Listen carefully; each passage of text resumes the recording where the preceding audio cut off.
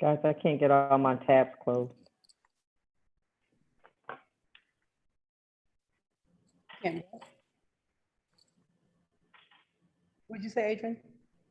I can't get all my tabs closed to close Outlook. I have like a bazillion open, and now it's frozen. So I hope it doesn't ping. We're live.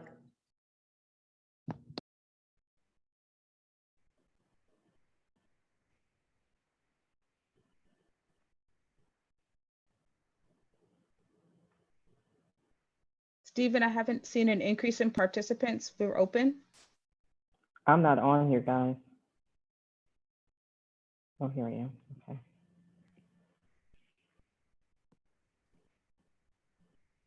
There we go. Numbers increasing.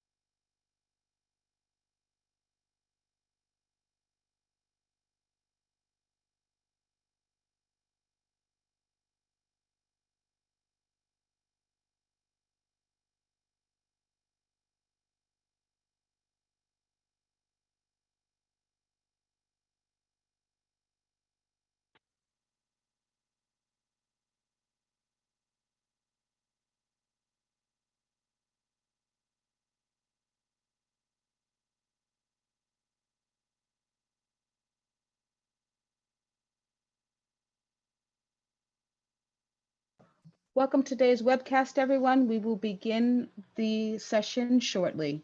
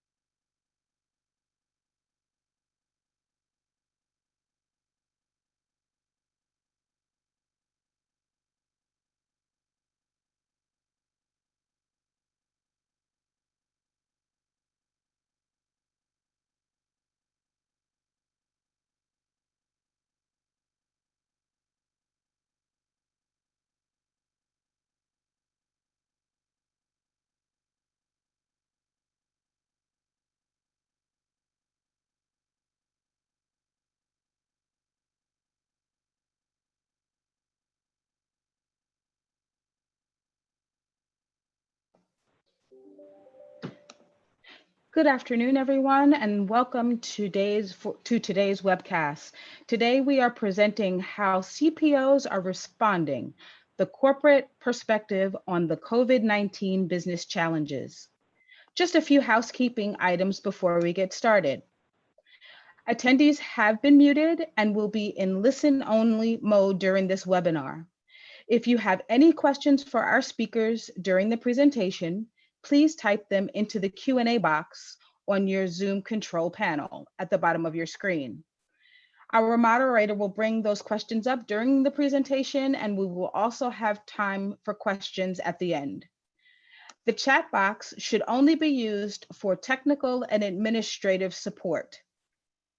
Once again, please use the Q&A box for questions for the presenters.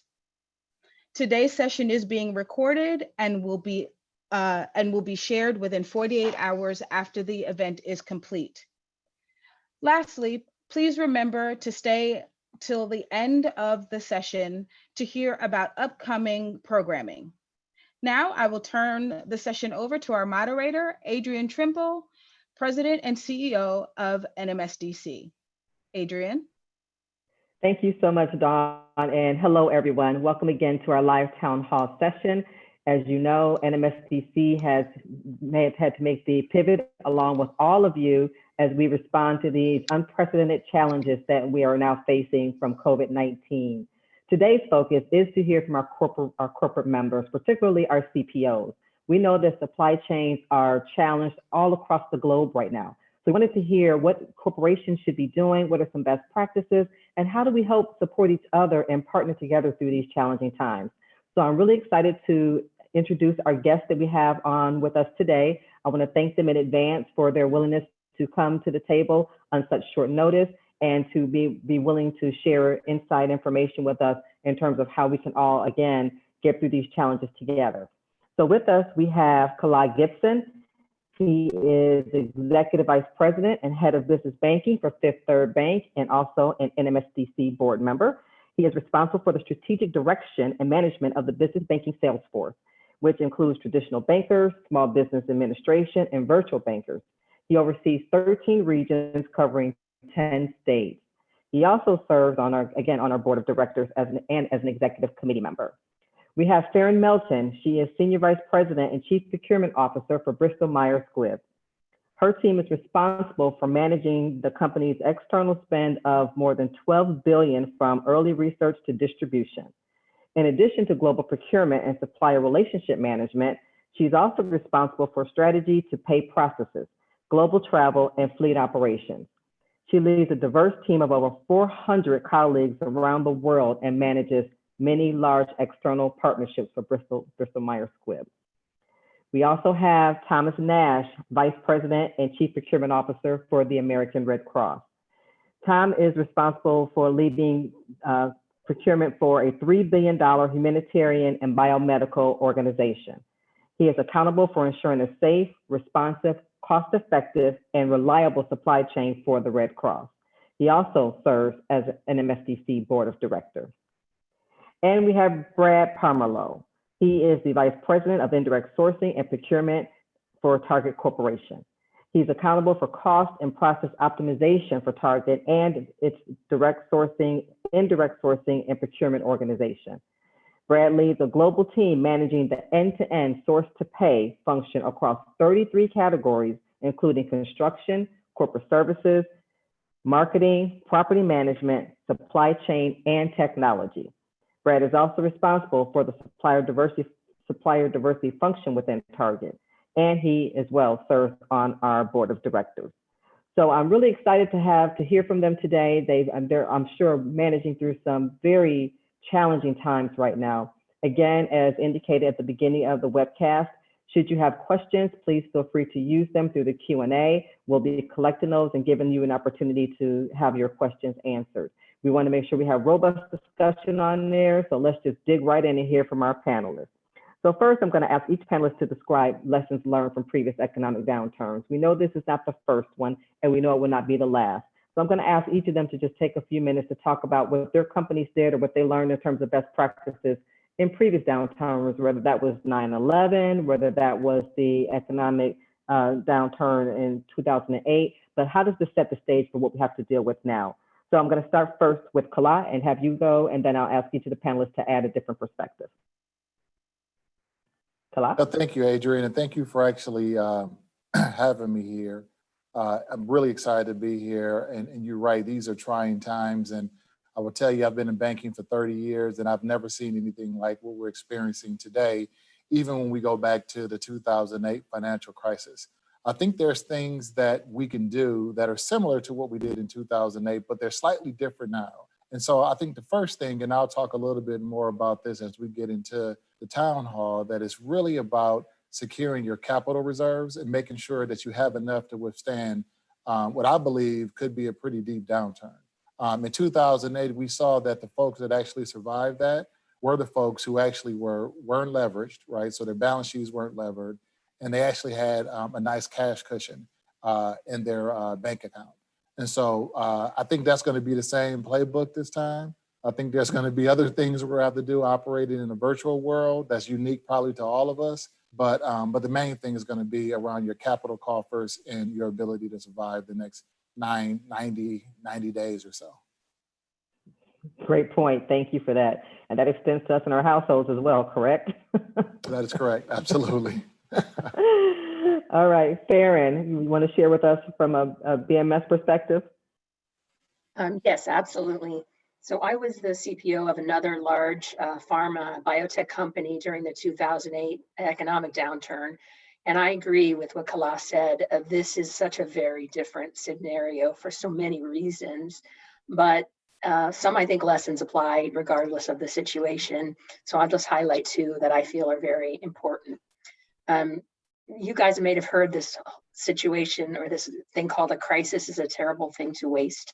It's an old saying that has been around for many, many years. But what does that really mean? And so in my view, it means two things. One is start right now, thinking about your colleagues and your supply base. And don't lose sight of the fact that we are all first humans before we're companies, before we're colleagues. And that they all need to feel valued and they need to feel appreciated. So make sure to the extent that you're able to as a leader, make sure that they're okay. Communicate early and often and stay ahead of the curve to the best of your ability. Leaders now are thinking about how to get through this time and how they recover and how they be better in the future. So the 2008 financial crisis and this pandemic in some ways will change the way that we do business. There are going to be shifts in the marketplace as a result of this, there's no doubt. So being agile, flexible, and thinking outside of the box are ways to ensure that you and your company can remain strong and looking for new opportunities. And the second point on that is understanding market timing. By that, I mean when to jump back in. And I don't mean the stock market here. I'm talking about the supply market, because as companies strive to come back even stronger, how can we partner together with them to negotiate or renegotiate the best terms that are really win-win for both parties? Absolutely. Great points. Thank you so much for that. Brad, talk to us about some things that maybe from the retail sector or from Target's perspective that, again, lessons learned along the way that's helping you prepare for today. Yeah, thank you, Adrian, and thank you for this opportunity to speak to everyone today. Hope everyone's doing well. You know, you asked the question, what did we maybe take as learnings from other instances like this? And for us, there's really no playbook for what is happening today. Sure, we're going to rely on our teams, our leaders, our vendors, technology to connect all of us, but this is different and new. So let me tell you how we're approaching it.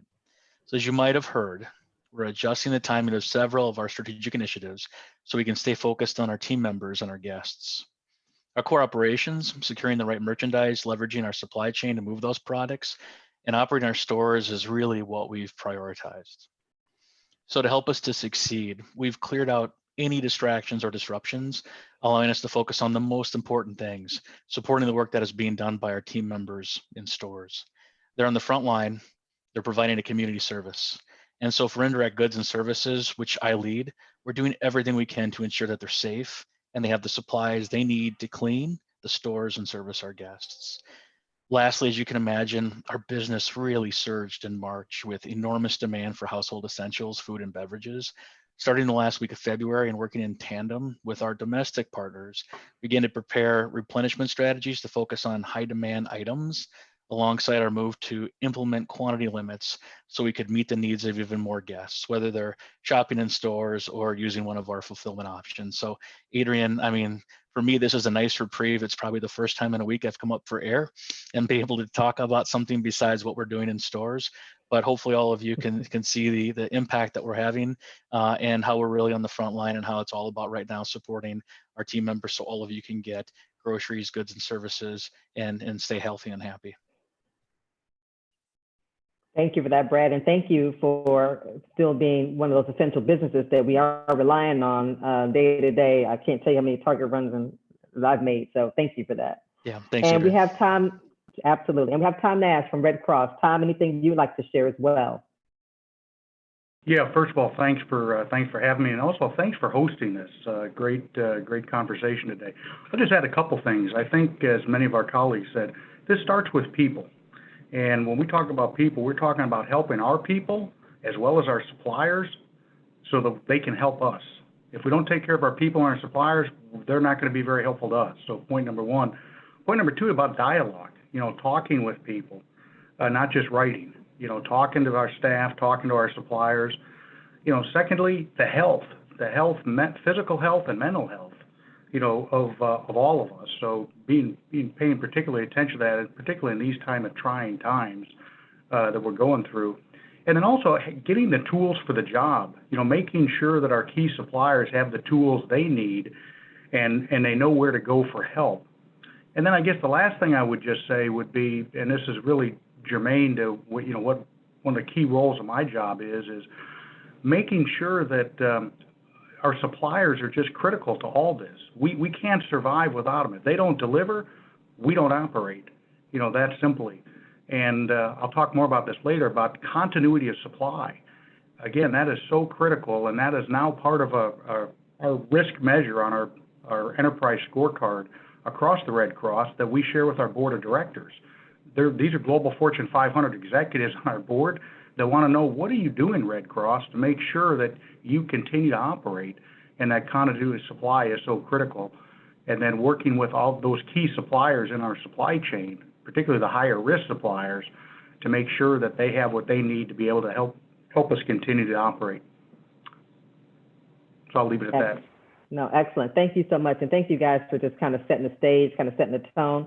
Now we're going to dig right into some very specific questions so that we can try to just get a little bit more understanding in terms of those best practices or those initiatives that we want to lift up. So Farron, I'm going to start with you. And again, knowing that this is just such a global impact, you have a global perspective, but what are some of the biggest challenges that companies are facing in today's environment? And think about it in terms of the strategies that are needed and the tactics that are needed to be developed so to get ready to respond. So let's talk a little bit more specifically about that. Yeah. Give us the first part of it, and then we'll ask the other panelists to chime in. Okay, yeah, there's so many things that you could talk about here. It's just endless in terms of the opportunities and the challenges in the remote working environment. But I'll just highlight a couple. And I think one is just really working differently. And we all have the technology to work from home. We're doing it now. We've been doing it now for 3 or more weeks. And we all understand the circumstances for each of our colleagues are very different.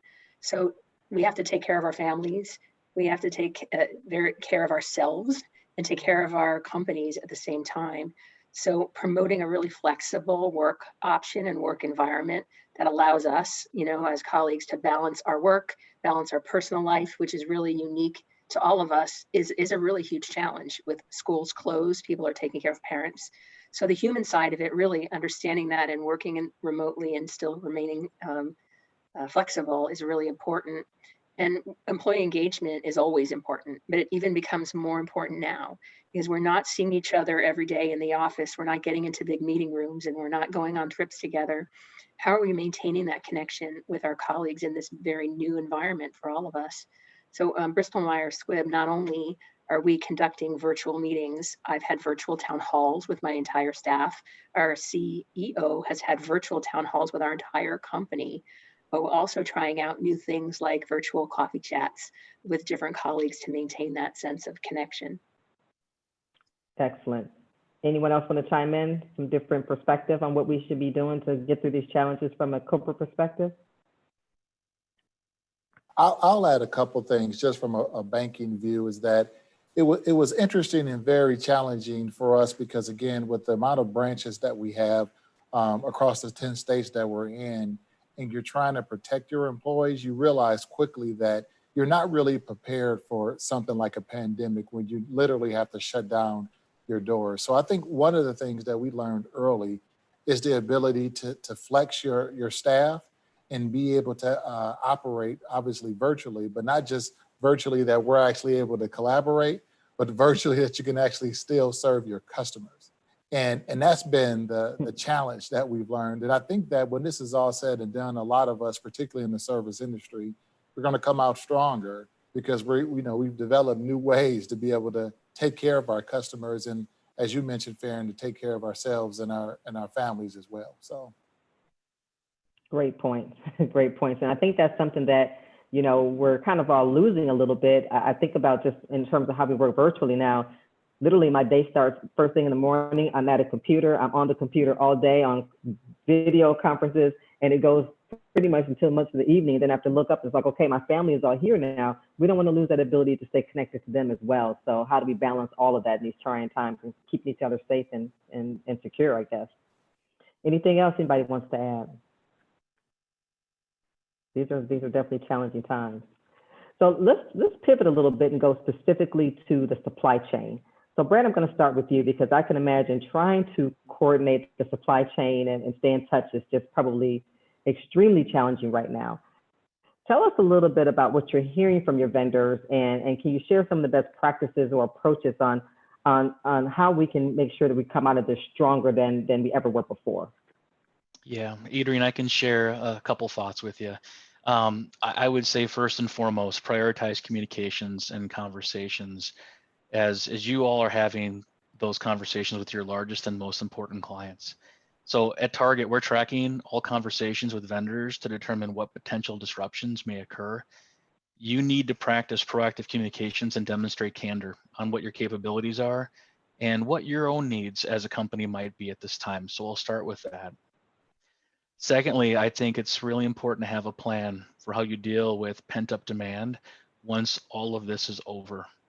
Certain industries, including retail, will show up with huge demand and will expect you to deliver with the same quality and service levels that you have historically. So some of the vendors that I've spoken to are doing everything in their power to keep their staff working with the goal of giving them as close to a full paycheck as possible, even implementing 3-day-a-week shifts versus furloughing their workers. So companies like these will be ready to ramp up as soon as this is over. So that's important. Also, I've seen a lot of my vendors, Adrian, pivot their production to essential items right now. So as a couple of examples, alcohol vendors are now making hand sanitizer. Fixture vendors are now making sneeze guards for checkout lanes.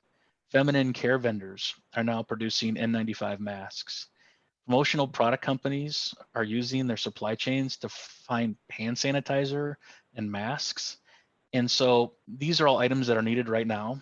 And the vendors that are able to do this and pivot to essential production are going to be the ones that emerge stronger at the end of all of this. I'll give you my last comment, and it's really focusing on new sales opportunities. So many of you know Target uses Ariba to source, to contract, to catalog all of our indirect goods. And this is not going to be an Ariba commercial, but I'm going to tell you kind of some things I'm thinking about for all of you out there looking to figure out where new business is. So in speaking with SAP Ariba last week, they told me that for the next 90 days, Ariba Discovery is being offered for free for both buyers and sellers. You don't have to be an Ariba customer to take advantage of the offering. Any seller can register, and I'll go really slowly with this, ready? Ariba.discovery.com and complete their online profile. So as part of the profile, sellers have the ability to highlight their diverse certifications. So this would be the place where you put in NMSDC. Once you're completed, you'll see all the RFPs being published from sellers participating in Ariba Discovery, and you're going to be able to respond and submit bids on things that you've never been aware of. So note that I'm sharing all of this with you. I have permission to do so from SAP Ariba, and I would encourage you to do this as soon as this webcast is over, just so you can see new opportunities for new business as they're emerging on a daily basis. That is excellent information. Thank you so much for sharing that. And I hope everyone did grab that. You said it was Ariba.discovery. What was the .com. Yep, .com. .com. Yep, Okay, and Ariba is Perfect. ARIBA. Yep, pretty easy to do.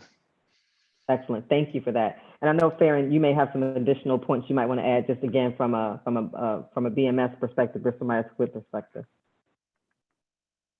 Oh, you're still on mute. Sorry. There you go. That's okay. I think you're back on mute again. Okay, there you go. No. Unmute one more time. There you go, right there. There we go. Sorry about that. We were going over each other. I was unmuting and he was muting and unmuting and muting. So I would say we're monitoring the situation daily. As you can imagine, making life-saving medicines for patients around the world and unmet medical needs, you don't want to stop doing that, right? You don't want to stop discovering and delivering those medicines. So we really have to closely monitor the situation every day. And we have a truly amazing team and a truly amazing cross-functional team whose sole purpose right now is to monitor the situation and make recommendations on how to mitigate against that. And that's really, really hard given the situation, how fluid it is, and everything else that we still have to do, right? It becomes a second job and a third job, and we're doing it because we need to, we love to, and we have to, right? So these are things that during times of crisis that people step up to do. And we also have a committed, diverse and small supply network. So we can most be able to react to the issues that arise. So in fact, some of our small and minority suppliers are helping us source, to some other points I think Brad was just making too, helping us source hard to find items through their network. And it's a really beautiful thing how our small and diverse suppliers are stepping up during this time and coming to the table with help for us. Excellent, excellent. While I'm on this point, just wondering, are you seeing where the industry is making any adjustments to purchasing to allow for sole sourcing locally for products and services where it's feasible to help local economies where you operate? Is anybody seeing that kind of shift to really focus on more of a local sourcing strategy? So am I muted or unmuted? Hang on a second. You're good. We can hear you. I'm still good? Yes. Yeah. I would say that we're always doing that. That's really important to us as a company. So I don't think that the COVID-19 situation changes that at all for us. As a matter of fact, it just emphasizes the importance of supporting our local communities and supporting the local organizations where we work and we live. We are very committed to community outreach and outreach to our local businesses, and that's always been a part of our priority. Excellent, excellent. Is anyone else saying anything to make a shift to that local sourcing strategy? Yeah, if I could chime in, Adrian, this is Tom. I mean, a couple things. One, just to go back to what Brad and Farron were saying, I think, communications in these type of situations is so important. And I will tell you, at least one of the things we're very keen on right now is, and I'm getting this question asked of me every day, is where is your supplier's ability to deliver? So in other words, monitoring, as Farron rightly said, monitoring our suppliers' ability to deliver. And I like what Brad said, being open and honest about the capability as a supplier of what you can do and what you can't do. And I think as minority businesses particularly, that would make you stand out even more so from your competition by being that proactive voice. And I'm going to have you use an example later in my next remarks about how to do that and an example of that. So point number one. Point number two, we cover 40% of the U.S. blood supply at the American Red Cross. A lot of people don't realize that. So we're in the market for a lot of that PPE, personal protective equipment, just like a lot of hospitals are. And I can tell you that my team is scrambling to find, hey, where are we going to get some of that stuff that we don't have? We were pretty prepared, but boy, this has caught everybody a bit by surprise. So having that level of thought process, you're going to have a lot of single sourcing that's going to come up, and we're also very keen for our particularly our minority suppliers. And I know I saw the announcement that NMSDC made earlier today about in Michigan, where you guys are going to be actually coordinating, a minority supplier that's going to be coordinating a lot of that PPE coming from different countries and whatnot. That's the kind of help I think the whole nation needs, is that type of leadership. So I think those type of things are very helpful. Thank you for that. That is Kaiba, who actually called me just earlier this week. They are a supplier located in the Michigan area that said, hey, we have the ability to coordinate this globally. Let's figure out how we can pull up events, we can become more coordinated with this effort. So thank you for referencing that. Excellent. Well, while I have you, Tom, I'm going to dig right into the next question because you touch on something that we want to go deeper on, and that is specific to minority businesses in the supply chain. What actions can corporations take to limit the risk to MBEs right now? What are some things that you're thinking about in terms of how corporations can help with either payment terms or contracts, purchase orders that really help to to mitigate the risk with cash flow right now and financial concerns? So we'll start with you, and we definitely want to go to Kala after that, after you. Yeah, sure. No, I'll be happy to. So I think there's a couple things. I think you had a two-part question. One, what can we do to kind of limit the risk to minority suppliers? And then what can we do in terms of payment terms and whatnot? I'll take the first one about the risk to minority suppliers, then talk about payment terms. The first one, I think, to limit the risk to minority suppliers is, first of all, just being, I know we all are, but this is the time to be even more mindful that minority businesses face different risks than typically our other larger suppliers do. And we've all talked about that. Access to working capital, access to new additional business, access to different areas of the company we can introduce our diverse suppliers to, better access to some of our key decision makers. Those are all things that we can help, our minority suppliers with. So I just point that out. I know we talk a lot about that in this community, but I think today is even more mindful of that. Number two is promoting visibility, within our organizations. Ensure our minority businesses are being visible and being thought of to help solve the problems we have. I'm dealing with a lot of problems right now. I know we all are. And look, I'm looking for people to bring me solutions. And guess what? What I find, minority businesses have been proven to usually be more innovative and competitive than my normal suppliers. That's the type of help I need. And so I know the minority businesses that are on the phone today, they're going to say, yep, that's what I'm here for. So you guys are all very good at that. Don't be shy about in these situations about using that to your advantage. And I'll use a real life example of that. So this is about, again, as I said at my earlier comments, talking to people, not just sending emails. So Steve Hightower from Hightower's Petroleum, Steve and I are fellow board members.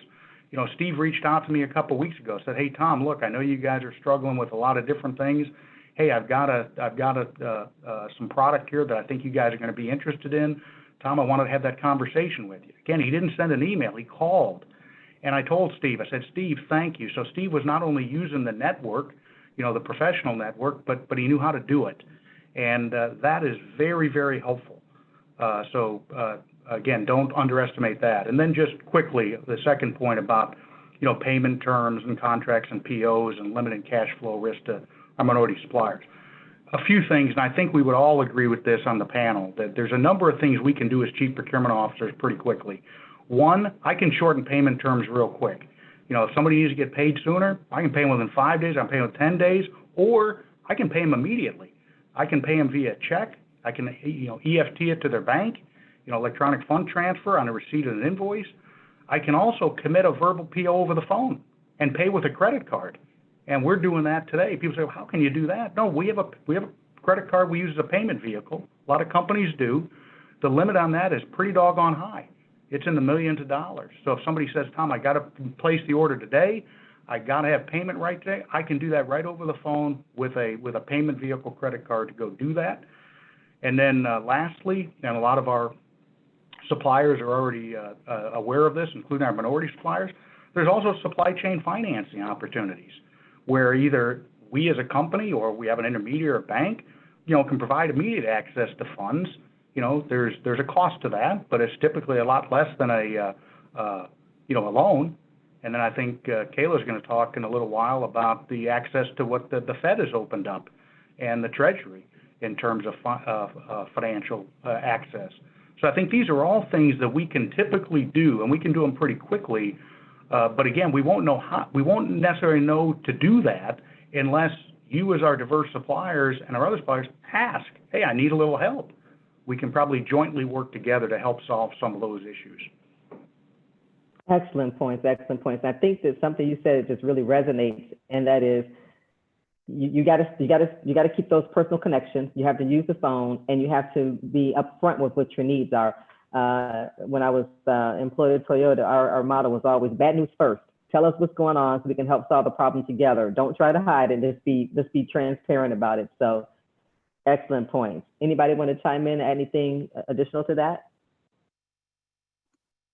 Oh, this is fair. And just one additional point. I agree with everything that was just said. We need to step up and help our small and diverse suppliers with payment terms and things like that.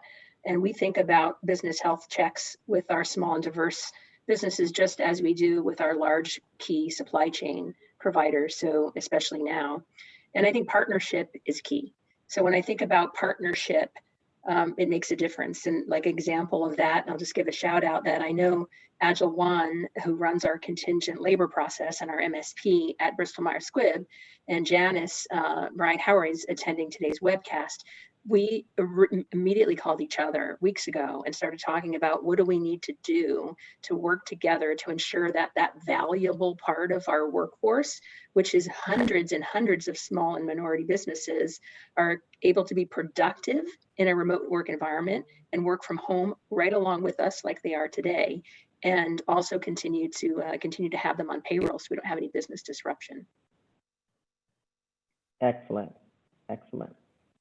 Okay, so we talk about, specifically this whole cash flow issue. So Kalad, this is where you're going to really come up to the plate here. When you start thinking about the banking industry specifically, being in a position to procure products and services as well as provide funding, because obviously that's what you do. Tell us what can financial institutions do as they work with minority suppliers to support the impact of the supplier's business because of reduced contracts or purchase activity, lack of cash, access to cash. What are some of the financial institutions doing to help?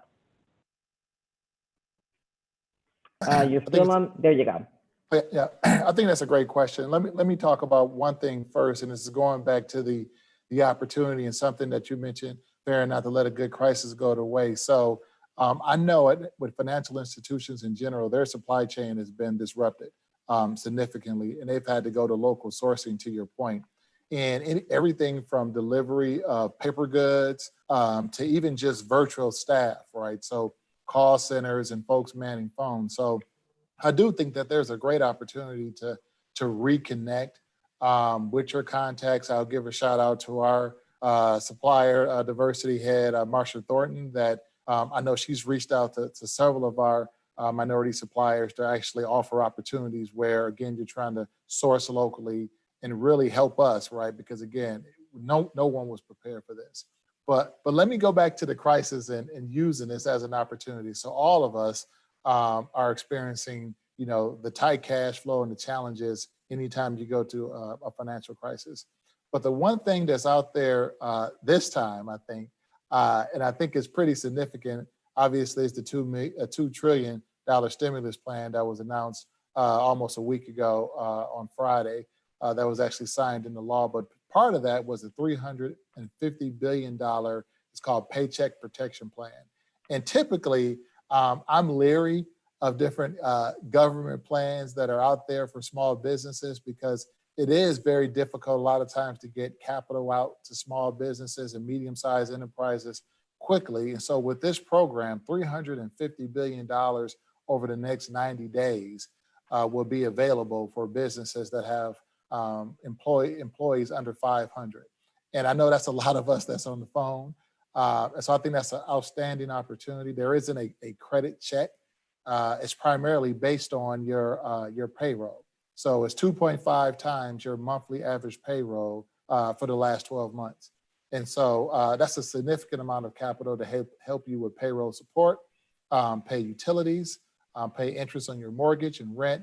And for the most part, things to help you actually keep your doors open. Now, the exciting part about this is that one, it's 0.5% today. And I think they're looking at the interest rate, but 0.5% for a loan is nothing, right? When you think about it. But then the other piece is that there's an opportunity for it to be forgave. So if you document what you've actually spent your money on, so if it was primarily there to support payroll, the government or the banks will actually forgive your loan. When we think about that, that's what's needed today, more of a grant process than a loan that you weren't looking to take out, right? So now you have to try to service that. So I think this is an excellent opportunity, particularly over the next 90 days, to get a piece of that capital. Now, the program is supposed to start tomorrow. That's what the guidance has been from the SBA. I know I've been scrambling for the last week and scrambling today A lot of banks aren't going to be open or available for that tomorrow because we're trying to create these digital platforms in this virtual space that we're in so people don't have to go into the bank and sign documents. So, so those are going to all be up and running next week. So my recommendation is to make sure that you get in line with your current bank. And it's really important that you do it with your current bank, because if you go to a new bank, you're going to go through the whole KYC, know your customer kind of drill, and that's going to take some time, right? So that's, I stress that if you don't do anything else today, get in line for that program. The second thing, and most banks are offering this, and a lot of times we don't take advantage of this, which is a payment deferral program. So a lot of the big banks, Fifth Third was one of them, came out with a 90-day payment deferment, which is principal and interest for 90 days. It gets tacked on to the end of the loan, but in this time when cash flow is tight, everything helps. Now, the challenge is that typically we go to the bank when there's no one else to call, right? And we're at the point that we're about to become delinquent. My ask is that you do it now before you're in that situation while it's still there. Because again, you know how these programs work. Things change really fast. It's very fluid. Program was there yesterday. You go to the bank tomorrow, it's not there. So make sure you're connected with your banker and looking to get that type of payment deferral program. Excellent points. And I'm just watching the Q&A just popping up here. So we have quite a bit of questions coming in from the audience already. So thank you so much for that. I think those are really, really good points. And again, we were on our webcast last week and we talked about cash is king. So making sure that we understand all the possible resources that we should be tapping into. So thank you for that. I'm going to shift this question over to Farron because again, we're trying to make sure that we're drilling down on everything that MBE can be doing right now. Are there opportunities that minority business owners have to fill the gap in products or services right now, the immediate need?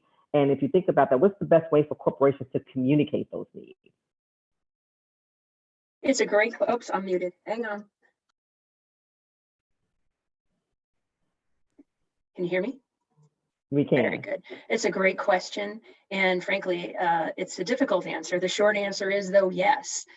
We've seen already many small and diverse owned businesses find opportunities at Bristol Myers Squibb and other companies during this time. And a lot of people were talking about it previously, but the one example that comes to my mind is the PPE, personal protective equipment, a global supply market, right? It's totally in flux. But we've had several diverse partners identify and help us secure these items. And they work closely with us around the clock to identify global sources. And quite frankly, every PPE item counts in this environment. Even if you can get 20,000 gloves or 10,000 or 5,000 N95 masks, you guys all know the need that's out there. We have a need in our corporation to have those personal protective equipment for the people that are coming on site, do our scientific data discovery and to manufacture our product. And those things are critically important. And we're also sourcing for our communities and for our states, and they need the support. And we are working with our diverse partners to answer that call to action. And this is where I'm going to say a couple of words about my supplier diversity leader, Rondu Vincent. Rondu is always amazing in this space and always amazing leader, but right now he's stepped up and he's really leading that effort. He's full-time working with our global supply base to find the things that we need, whether it's PPE or any other service, and he's finding sources for those and creating new opportunities for those as well. And so that for me, he's like the lead for that for our company and doing a great job. And he's even, answering the call. Some of our executives want to personally donate, money and goods to the police and the healthcare workers. And so he's helping to do all of that because we really, really feel like our boundaries as a corporation are to the communities also that we serve. They're not just our walls and our shareholders and our patients, which is huge in and of itself. So I mentioned earlier the change in the marketplace and the disaggregation and the disruption that could be going on. And it was mentioned throughout this webcast of the opportunities that are coming up to make different things, to do different things. And what I would encourage each one of you to do is to think about that as business owners and understand what is needed out there and how can you take your business and modify it and adjust it in order to provide the services and the goods that not only just right now are needed, because that's critical, but that will be needed in the future as well. And since I have the microphone, I'd like to say one more thing. And I want to make another final point that I think is really, really important. Is we focus a lot on our diverse businesses and our small businesses. However, we also need to support our advocacy partners like the NMSDC, like WeBank, like the NGLCC. Some of these larger signature events that the network uses haven't been able to happen because of the COVID-19 situation. And this places a tremendous amount of stress on these organizations as well, and they're nonprofits as well. And it's not like they have months and years of cash flow to see them through during this time. And I'm talking to the businesses here, and I'm talking to the corporations that are on the phone and on the webcast, that this is their time of need as well. So they need to continue to deliver good work for us. Is why I know about a lot of our minority suppliers is through the NMSDC and the other advocacy groups. And it's not time for corporations to request funds back or pull funding that's already been committed. It's time to say, what more can we do to support you? And I just want that message to be out there, because I think it's very, very important that we don't forget about our advocacy organizations either. I just want to say thank you. Go ahead, Kala. No, I was going to just kind of piggyback on that, and I agree. I think that a lot of times in crisis like this, corporations like to pull back, and this is not the time to pull back. Actually, this is the time to lean in. I know one of the things that I've challenged my organization and other organizations that I work with, that this is our defining moment. You know, we're always saying we're there for customers. We're saying that we're there for these organizations that we support. This is the time to be there. So I'm with you. They ask us for the folks on the call to go back to your organizations, because we need organizations like ours, but we need all these organizations to survive this, to make sure that our small and medium-sized businesses are being supported. So I just wanted to piggyback on that comment. I think it's so critical. No, I thank you all for saying that, because as you can imagine, as major corporations had to quickly shift and pivot to a virtual business operating model. For those of us now in the nonprofit world, that wasn't quite so easy. It's not like we have the state-of-the-art technology that's available to us. So it was definitely a challenge. And you're absolutely right. Making the shift to now being able to deliver virtual programmatic needs and services to our partners it's still an expense that we have to incur to make sure that we have the right technology to be able to do so. So we definitely appreciate the ongoing support. We have, I'm sure, a number of our 23 affiliate presidents on there who are probably clapping right now saying, thank you so much for carrying that message and putting that out there, because we are concerned, because our events, our signature events are such a huge part of our revenue. And it's a large part of what we do from a connection perspective and making sure that you can find minority suppliers. So thank you for making sure that we too are not forgotten in this crisis. Does anyone want to add anything else as we start talking about specifically what can corporations do to support minority businesses right now in this challenge? One thing that has come up, and maybe you guys can all chime in on this, has been a number of questions asked. We know that now with everybody working virtually, it's very difficult to have those personal connections. What suggestions would you give to folks who are trying to reach your supplier diversity contacts or trying to get the information to you? What's the best way for them to do that? Yeah, so Adrian, this is Tom. I'll maybe take a stab at that. I think what we talked about earlier is, one, pick up the phone. I mean, email is not going to be all that helpful right now if things are just moving way too quick. So, and again, if you don't get somebody live, leave them a voicemail. I think that is perfectly fair. The other thing I'd just like to build upon is what Farron and Kayla was talking about before. You know, the other thing that I think minority businesses can be doing right now, and a number of them are doing this, is being and playing to their strengths. As I said earlier, you're very innovative and you're very creative in solving real business problems. Well, think of the business problem that's presenting itself right now to people like myself and the other panelists. We're talking about supply availability and supplier shortages of a number of different things. And just take PPE as an example. So you know that, you read the paper, okay, we're short. Well, what about alternative products? You know, let's not just think about in our own box here that, well, I don't have any masks, I don't have any gloves, I don't have any, Sandy wipes, I don't have that. No, but you may have some disinfectant that we could use instead of the Sandy wipes with paper towel. That would be a fine alternative product. Or you may not have any masks, surgical masks, but you may say, I have dust masks. I use those for construction. Well, guess what?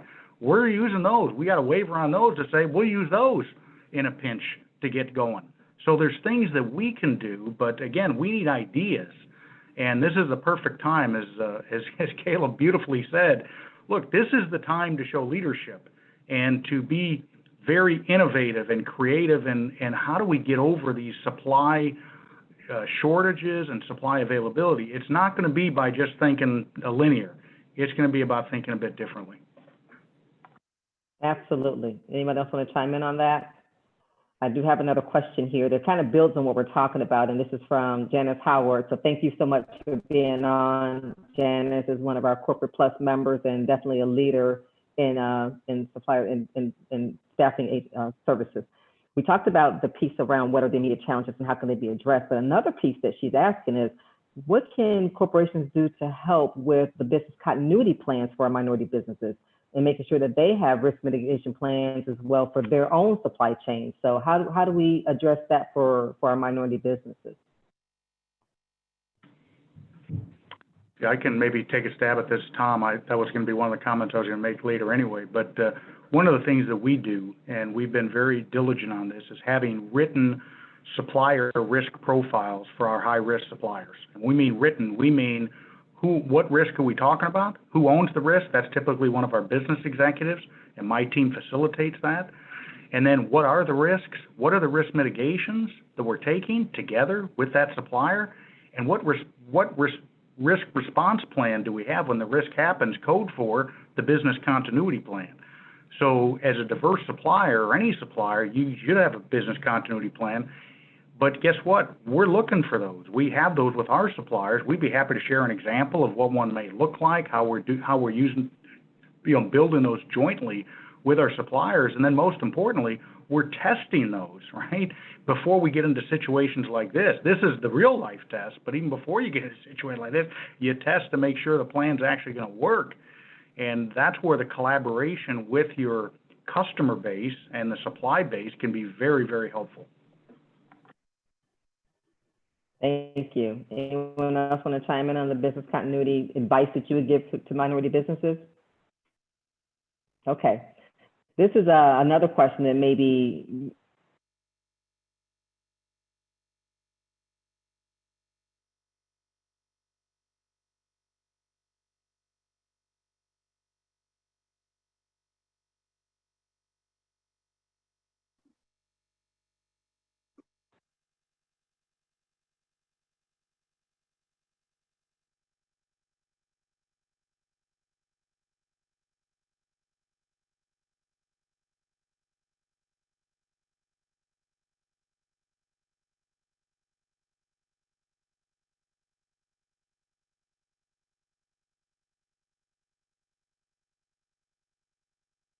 Looks like Adrian may be having some technical difficulty.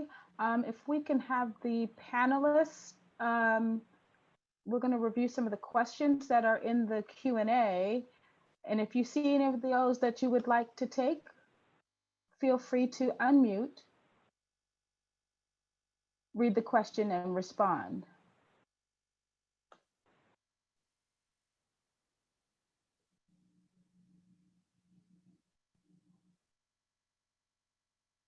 So this is Farron. I hope I'm not frozen. Can you hear me? See me? Yes.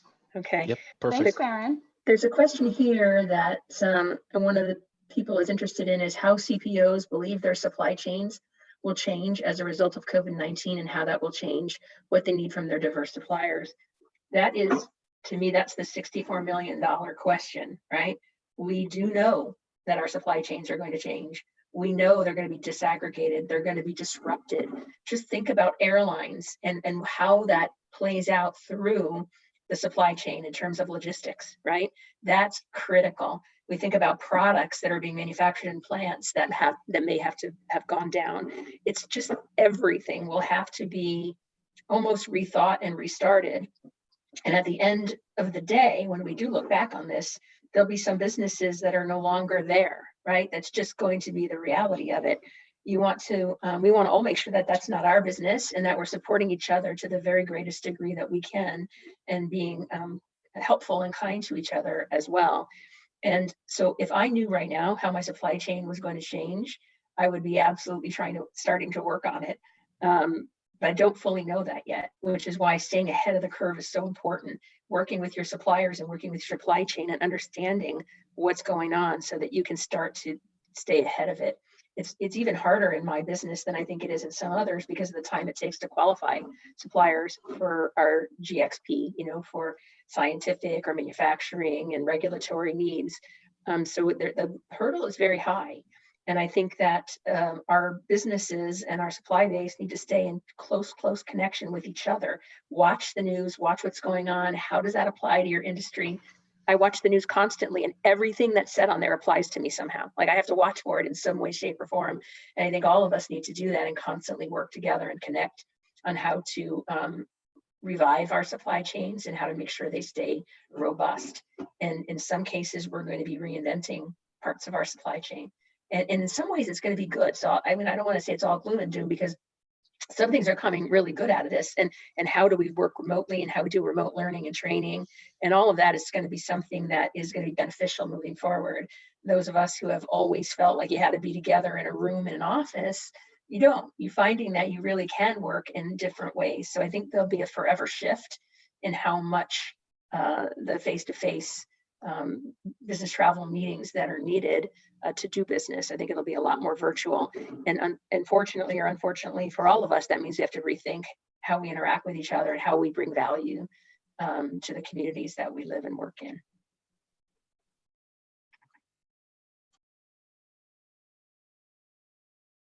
Hey, this is Kala again. I saw some questions out there back about the the PPP, not PPE, but PPP program, the Paycheck Protection Program. So just a couple things that I think I just wanted to follow up on because I kind of ran through some of that really quick. So one was that there were rumors out there that the large banks aren't going to participate. I think today, what you will see that if you go to some of the larger banks' websites, including our website, it's not really providing a lot of information on the program because actually we're still waiting on guidance from the SBA to actually put the program in place. So all of us are looking to participate, particularly once we get more guidance on how the program is going to work for the borrower. So more to come on that. I think if I was a betting man, everything should be up and running next week.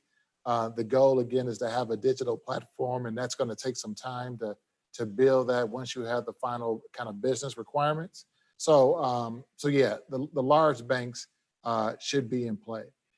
There was a question also around the forgiveness program. So this program is really for the next 90 days. So the 2.5 times your monthly average payroll is in essence, it's 10 weeks of payroll support while we go through this crisis. And the idea is that when this is over, you'll be able to get the 8 weeks of that money. After 8 weeks of the program, you can actually go back and ask for the amount that you borrowed to be forgiven. Because the idea is that this gets you through the next 2 to 3 months, and then you go back and you ask for that money to be forgiven. So it's interesting because it's going to require you to keep some pretty strong records. And I believe, at least what I've heard recently, is that 75% of the debt that's forgiven needs to be connected to payroll. So again, just make sure that you're keeping really great records as it relates to your payroll expenses over the next 90 days. Yeah, and Kayla, if I could jump in on that, this is Tom again. I mean, what you just said is really powerful, and I would just add a real life story here. So our treasurer, he came to me yesterday and said, "Hey, Tom, can you make sure that we've got, our smaller suppliers that you're concerned about, diverse suppliers, smaller suppliers that may be in distress over this, that we would want to help them through our Treasury Department to connect them in to that federal program through our bank?" So again, I share that with all of you on this call, particularly diverse suppliers. Don't forget to use your relationships, your network with the companies you're doing business with to say, "Hey, I may need a little help here accessing what Kayla's talking about." That's what we're here for, right? We have a vested interest to make sure that our suppliers, big and small, diverse, non-diverse, continue operating. If you don't operate, we don't operate. So again, that's going to be the power of two versus just the power of one. Thank you so much for those comments, Farron, Kala, and Tom. Adrian? I still can't hear you. Okay, So good. can you hear Farron? Can you hear me right now? Yes. Okay, so I'm going to ask Brad a question if that's okay. I see a question on here that I'm really interested in his point of view on as well. When we think about the supply chain issues and products coming from Europe and India specifically, and we know that there hasn't been a lot of information on when the wave, if the wave, when the wave is going to hit India. I'm sure in your business, you guys have thought about it quite a bit. When you think about logistics and supply chain issues, particularly in Europe and in potentially India, how do you think about that and how are you planning for that over the next several months? Yeah, Farron, right now, the majority of that is handled by a large group of merchants within merchandising. And they're, as you can imagine, they're on it every day thinking about what we need to have in our stores. Right now, as you can imagine, their focus is really on the critical supplies Yes. we need to keep in our stores. Me speaking on indirect, I can tell you right now we are seeing product move from China, but we are also being very close to what we've got going domestically, because typically as we need things in stores, whether it's cleaners, whether it's plexiglass shields, things like that, those are the things that we need in a matter of days versus weeks. So we just can't wait for that water time at this point. So we're really doing a lot more with US regional vendors than we have been before, basically because the need is great, the timing is really tight, and we're just reaching out to our trusted partners to make sure that not only can we keep the cash flowing to them, but they can keep the products coming to us so we can continue to operate our stores. You know, that's a really good point, and maybe a point for the group that's on the webcast here is when you think about Europe and you think about potentially India, and we all know about China, and when we think about these marketplaces being disrupted in our global supply chain, what can you guys do to start getting ahead of that and bringing forward ideas and products and services to us? And don't think of just yourself as your own business and your own potential. Think about your community of other diverse and small suppliers or large suppliers. Who can you partner with to do things differently? What can you do to come up with alternative ways for us to get goods and services, or maybe source differently from different countries, or maybe bring things back to the US that we hadn't thought about doing before, and doing that in a unique way? And you guys can, we don't know the answer to all that, but you guys can help us with the answer to all that. Let's think creatively together about how to do those things. Yeah, Farron, that's a great point. One thing I would add is, as big corporations look at this issue, they're trying to figure out, how we put vendors in two camps, right? The first camp's going to be, who are the vendors that we need to work with right now to get critical supplies? I think the second camp's going to be, who are the vendors we need once all of this is over to re-engage on large projects, building, different things like that. I think right now you have to be preparing for when this thing comes back and how it goes vertical. But to your point, you also want to be that vendor that we need right now. And I think, Tom, to build on your comment, picking up the phone, just reaching out and talking to people, I think if you guys are that vendor that large corporations need right now, you absolutely have to lead with that statement when you call or when you leave a voicemail. I'm a vendor that you can use right now. I can help with essential products. Here's what I've got to sell. That's how you get our attention, and quite frankly, that's how you get that call back.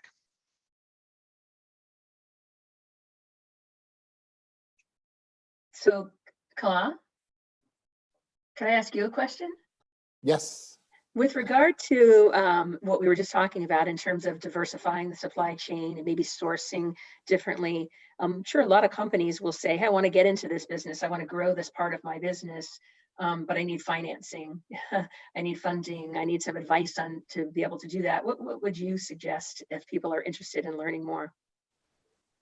Yeah, I think the number one thing that I try to stress, particularly when it comes to MBEs, is really having a relationship with your bank or a banker, because one of the things that they give you is free advice, right? You can go to your accountant or attorney and they're going to charge you for some of that advice. But if you have a banker, they can give you free advice on actually how to grow your business and what's the correct capital structure for you to be able to expand your business. And in some cases, and this is why I really love our industry, the ability to connect you to other customers. Because when you think about it, like just in my division, I have 300,000 customers, right?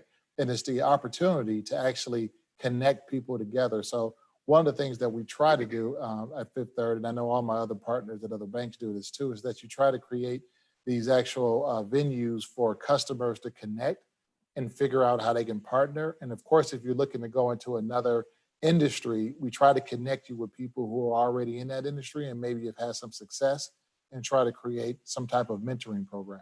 So, so absolutely, I think there's always a great need for that. And I would say this pretty much just lean on your banker or folks in the financial industry to give those connections or help you with those connections. That's such a great point, Kala, and it actually gave me another idea. I'd like to throw it out and get others on the phone and on the webcast to comment. You know, right now, and what are we in week 4 probably of where it really started to hit us hard. I'm in week 3 of working globally, remotely. And it took a few weeks. There's this whole notion of, I don't know what all the terms are, but I can't remember what they are, but you'll know what I mean. Sort of like what do I do in this moment? And then how do I think outside of my own self to others on how I can help? And how do I start to come back? And how do I grow? And I think a lot of people on the webcast have been in the, oh my gosh, like survival mode almost the first week, right? What does this mean to my family? What does it mean to me? How do I get food on the table? Things like that. And how do I continue to run my business? And can I continue to run my business? What do I do? So there's a little bit of like, it's not panic, but that kind of set in of like, I'm in unknown territory. Like, I don't know exactly what to do. This isn't like 9/11. It's not like the 2008 financial crisis. It's not, I wasn't here for the 1918 flu, so I don't know if it's like that or not, but you know, what do we do? And I think that, you know, now that we are in week 3 or 4, and we know there's at least 4 more weeks ahead of us, right, of this before things peak, and it could be longer. What do we start to do to pivot and talk to each other about how can we start to make things better, and what do we do once we come back? How do we smooth that path for coming back? And you guys have each other as resources. Use that time when you're at home. Get a personal board or a corporate board or a combination of those together. Start brainstorming. What are things that you can do? And maybe, I'm just thinking out loud that maybe Brad, you might have an idea on this, or Thomas as well, is what can we do with as corporations to have people in our businesses get involved in those kinds of brainstorming to say, you know, what might be needed in the near future, and how do we survive and actually thrive in this kind of environment. So I'll just throw it out to the group and see if anyone has any thoughts on that.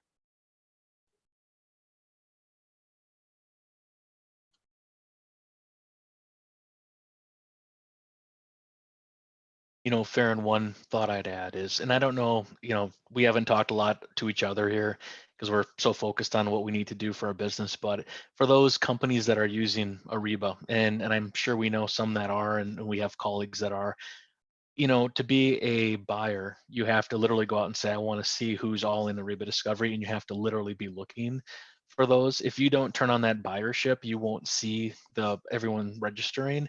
So I'm working really hard with my team right now to make sure that every RFP that we send out, we've got it open so we can see Ariba Discovery, and we can see all of the vendors out there who want to bid on our products and our services that we need.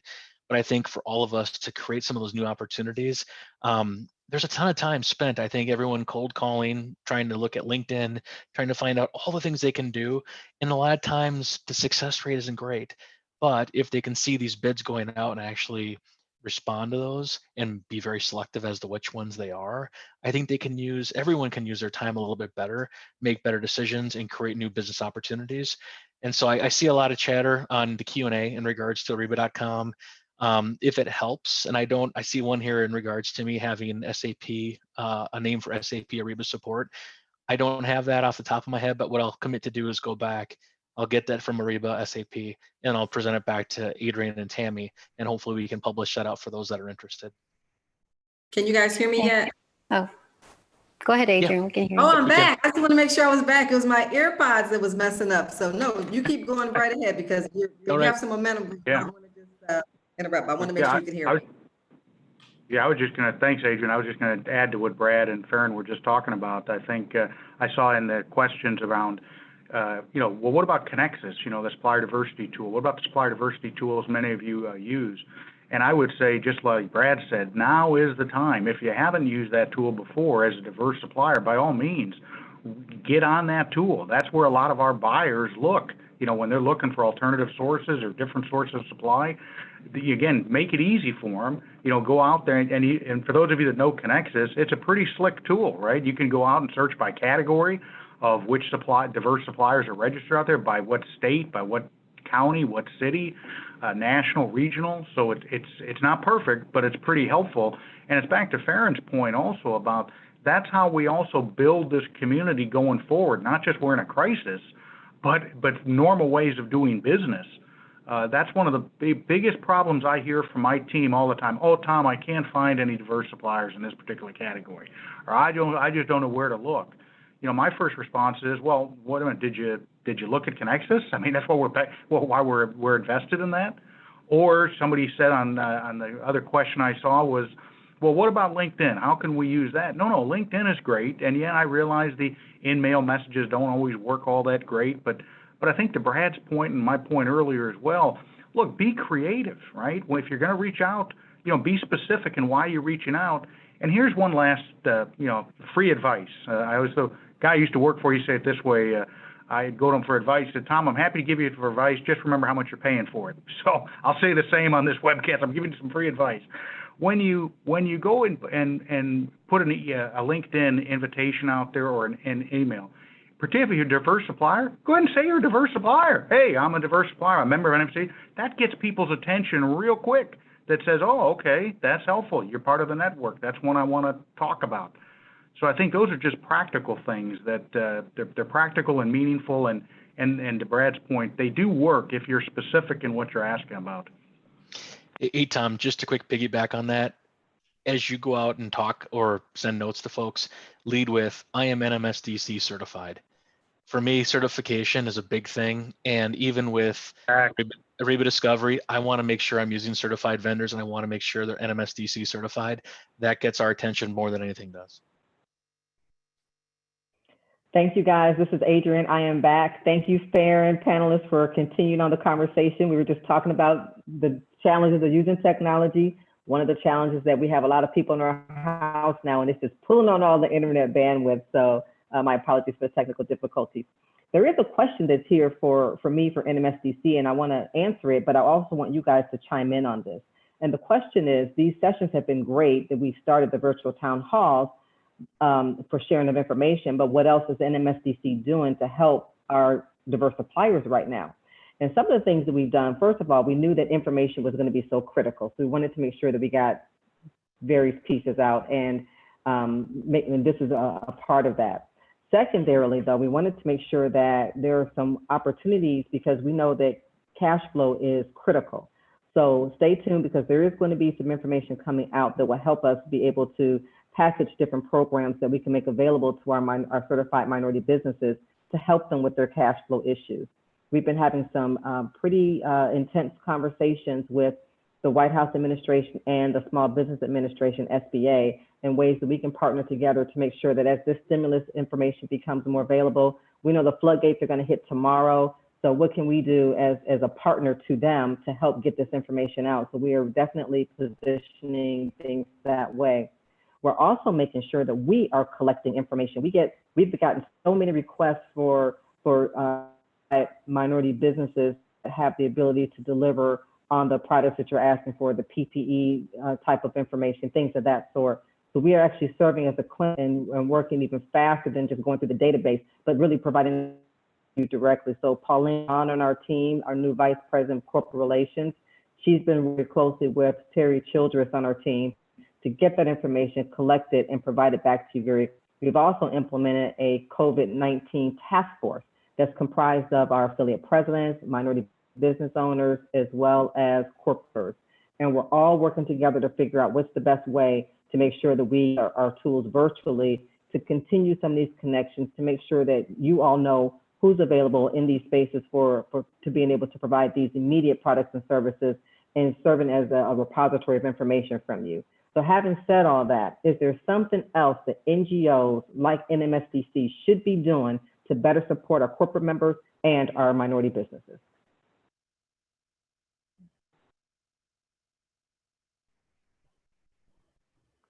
Anything else you guys would recommend for us? I think the one thing, and again, I'm obviously I'm a banker, so everything I talk about is going to be around finances. Of course.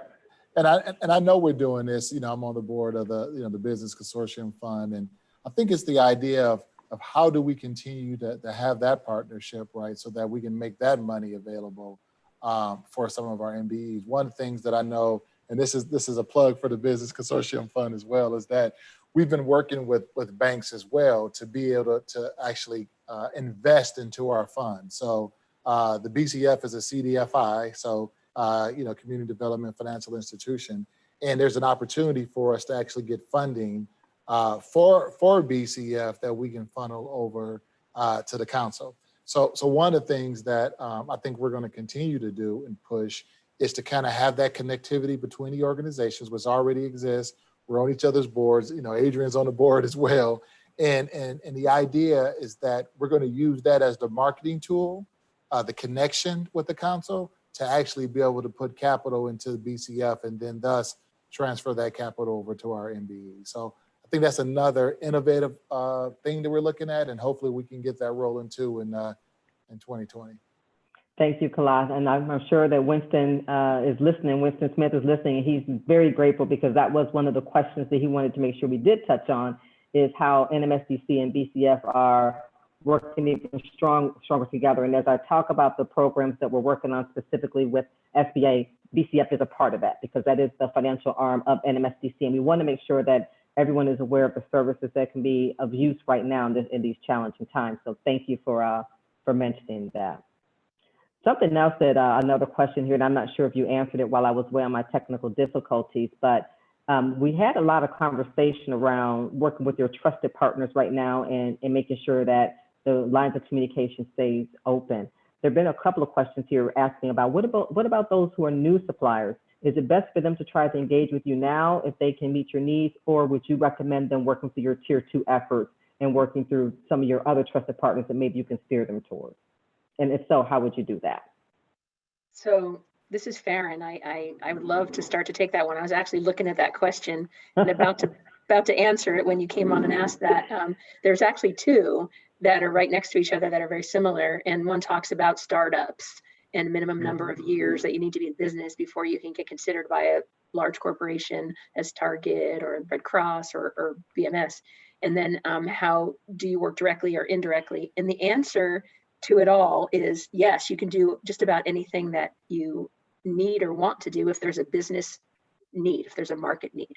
So I'll use an example of a new supplier that we brought on board recently, and it was a startup. It was a startup company, but we really believed in it, and so we are sponsoring it, doing some pilots, and it really has to do with how do we source talent from diverse communities. There really is, in my opinion, a big business need around that, and really trying to attract diverse talent into Bristol-Myers Squibb. And so we're partnering with a startup that is working on that and doing that. And you know what? It's going to help our business, can help everybody, right? If they're successful. So we're taking a chance. We can't do that with every supplier for everything. So if you have something that really truly is unique, try to find somebody that'll help sponsor it in the company for you, because they can do it, on a one-off situation. And the question around, do you come directly or do you go through one of our partners, is it all depends what kind of service or product you're offering and how easy it is to get it into the supply chain. So when I think about contingent workers as an example, like with our MSP, with Agile One, we want diverse and small suppliers through that. But we have an umbrella program.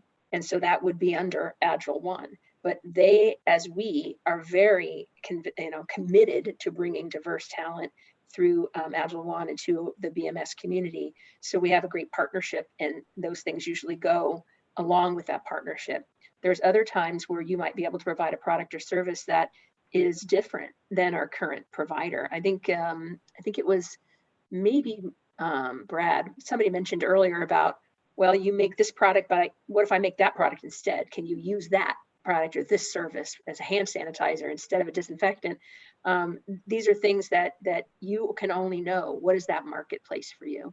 And is it best that I go directly to a corporation knowing the hurdles of getting inside a corporation, but knowing I can get over those if I have the right product or service? Or is it easier for me to go through a subcontractor, and can I get that corporation to help me partner with their subcontractor? I think the answer to all of them is yes. Excellent. Thank you. Thank you for that. Anybody else have anything to add? Now, there was a question actually that someone sent us on social media that I think would be really helpful to hear from all of you on this, and if you could just give your perspective. But one of the things we keep talking about is we look at COVID-19. We know that things are just not going to return back to the way they were. Whatever the new normal is, we don't know what that is yet. But what's your thoughts on what the supply chain needs and or what the supply chain will look like post COVID-19? What are some things you're anticipating as you think about what's on the other side of this as we start coming back out of this this situation that we're in right now? You know, Adrian, one thing I can just comment on is how we define what a critical supply is. I think, as you might think, you know, for a big retailer, you're thinking about receipt paper, you're thinking about ship from store, corrugate boxes, and you're thinking about your bags.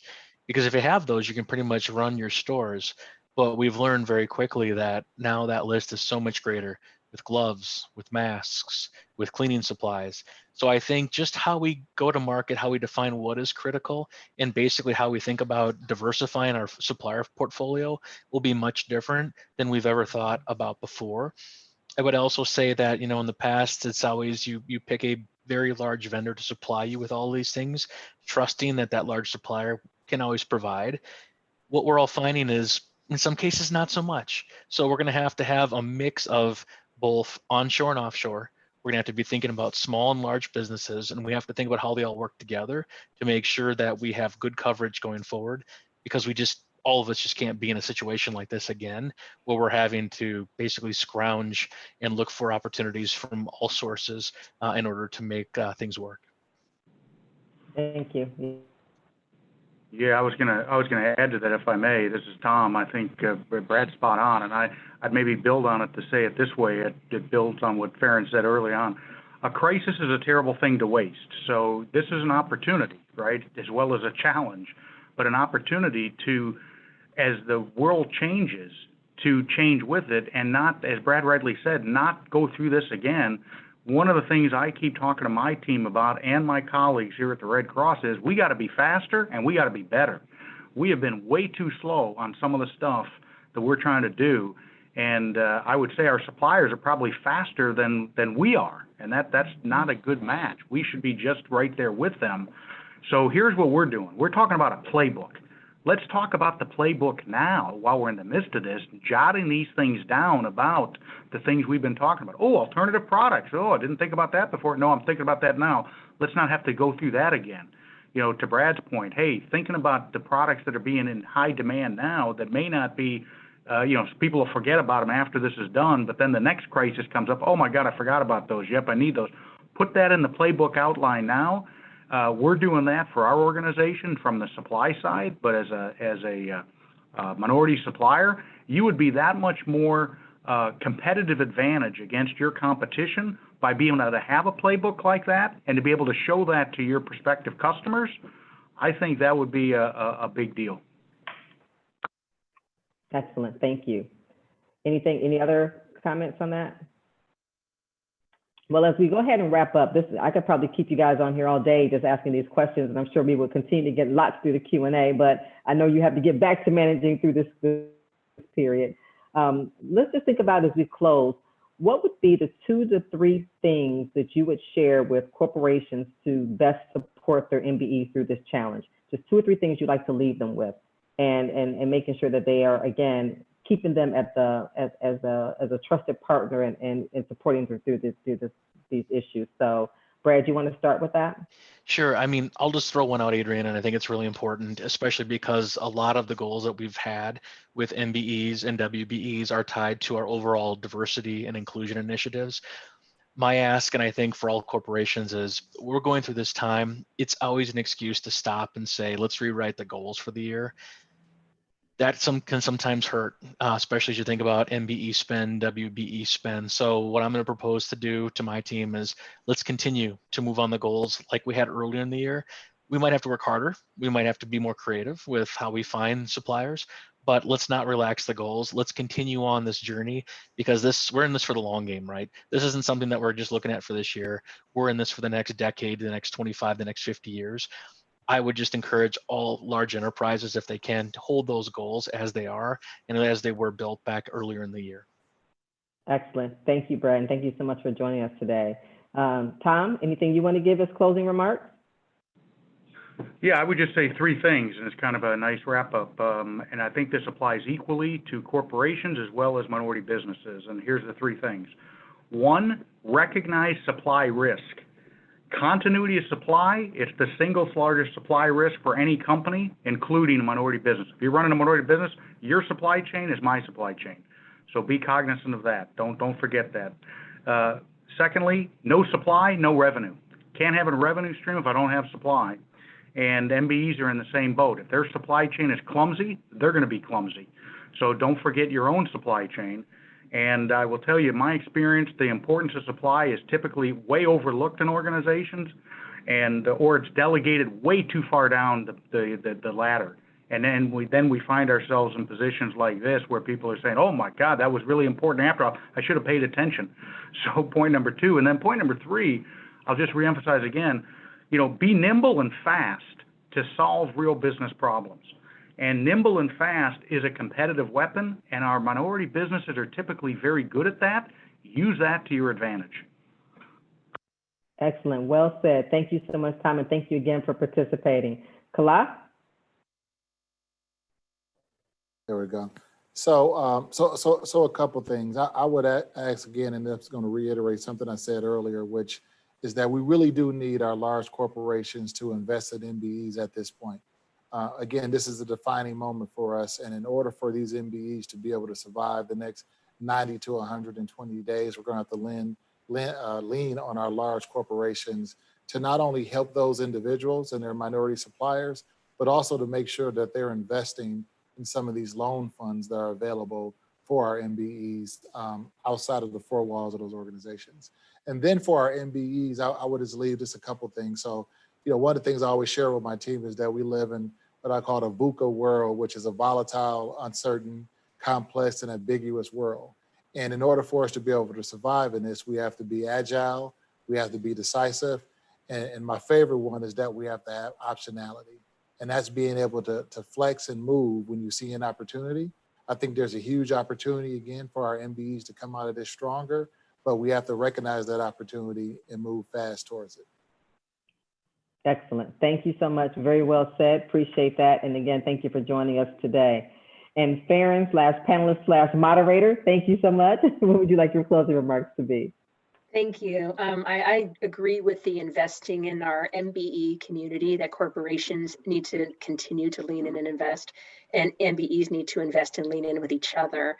The way, the agility that was talked about before, all those things are true.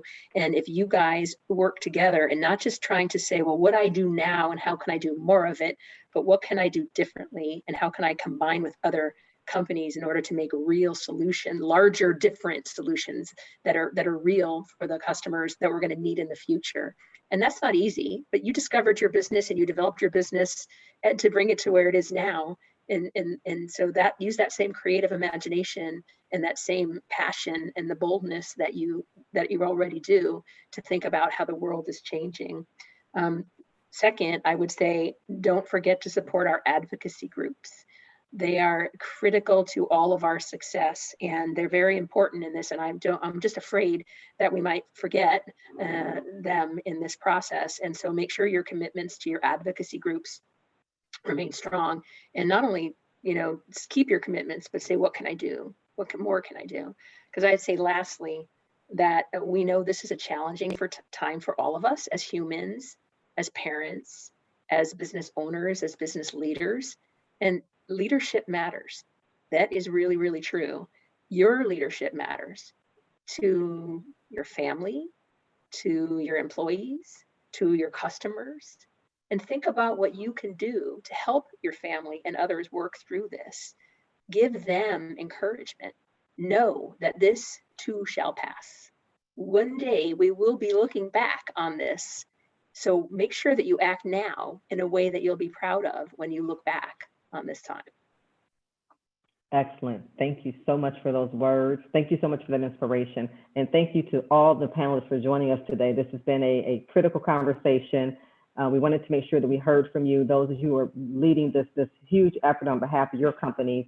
your supply chains and the impact that it has on our minority businesses and diverse businesses overall. So thank you guys so much for participating today. We do have a special webinar, a webcast is going to take place on Friday. We are working with, again, our White House staff to make sure that we're getting information out very quickly. And if you guys will go ahead and put the slide up that we're going to show for tomorrow, we have a special guest who's going to be Senator Tim Scott. He was one of the authors of the legislation for the CARES Act, and he's going to come break down the whole stimulus package for us, help us understand what's in it, how do we use it, what's the impact to small businesses, particularly minority businesses. And then we'll also have additional representatives from the White House administration, including Chris Pilkerton, who is working as the White House policy advisor and who is leading a large part of the effort with helping us work with the Small Business Administration.